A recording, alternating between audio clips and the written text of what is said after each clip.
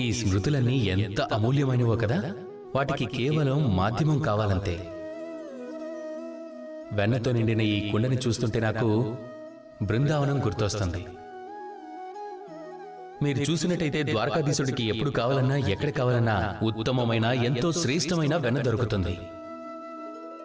కానీ ఈ వెన్నలో బృందావనంలో దొరికే వెన్నలాగా ఆనందము, ఆ ప్రేమ ఉండదు. బృందావనంలో గోపికల దగ్గర కొండల్ని పగలగొట్టి వెన్నని తినేవాణ్ణి. ఇళ్లల్లోకి దాక్కుని చొరబడి ఎంతో కష్టపడి దొంగిలించి కుండలు బద్దలు కొట్టి వెన్నను తినేవాణ్ణి. ఆ ఆనందం ఏదైతే ఉందో అది ఒక పాత్రలో తెచ్చిపెట్టిన వెన్నతో రానే రాదు. అమ్మ తిట్లు తింటాం, అమ్మ ప్రేమను అనుభూతి చెందటం, ఆవిడ చేత్తో వెన్నను తినటం, ఆ తరువాత స్నేహితులతో కలిసి యమునా నదొడ్డిన అల్లరి చేయటం, రాధను ఏడిపించటం.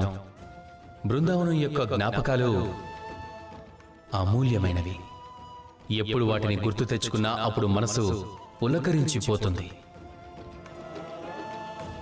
ప్రస్తుతానికి ఇక్కడున్న ఈ వెన్నను తిని ఆనందిస్తాను నేను.